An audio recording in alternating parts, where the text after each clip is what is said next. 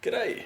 If you've got an Intel-based laptop and you're trying to reinstall Windows 11 using the Windows 11 USB installer, and currently your computer's coming up with no driver or no SSD or hard drive detected, stick with this video.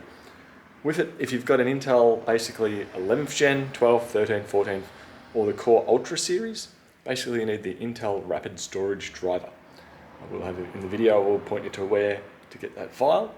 And also with it, the other two prerequisites. You need the USB installer and you need a blank USB to put the driver on once it's booted off the installer. So basically we've got the assumption of you know how to start up the Windows 11 installer, you know how to copy files. With that, I'll put a link in the description on where the drivers are that I've used for reinstalling this MSI Core Ultra laptop. And I hope that helps, so let's get into it. The Intel Rapid Storage driver, and what I'm going to do here is I'm going to go to the MSI website and download that. From there we'll have to extract it, put it onto a USB, and then go from there. If I take you guys over to my PC here, and we go to here, there's precisely what I need. The Intel Rapid Storage Technology F6 driver. To recognize the RAID volume during software installation, please load the Intel Rapid Storage Technology driver.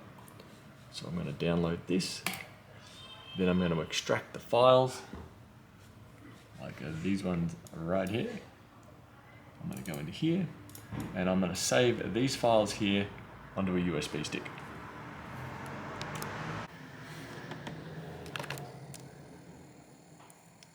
So once we've got our RST file and we've got the USB drive plugged into the computer itself, I should be able to go to Browse, point it to the flash drive, and I should have another folder on here that I'm weirdly not seeing.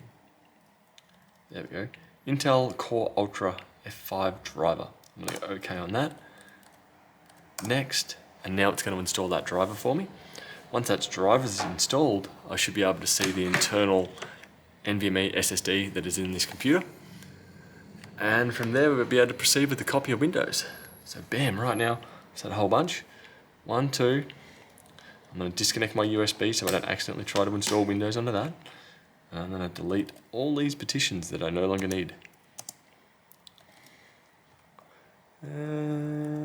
So I'm going disk 2. Disk 2 is the BIOS recovery. Interesting. There we go. Disk 2, unallocated space. That's 1 terabyte of storage. I'm going to put it there. Let's go. From here, this shouldn't just be a very standard install of Windows. I hope that helps, and I'll see you guys later. Bye.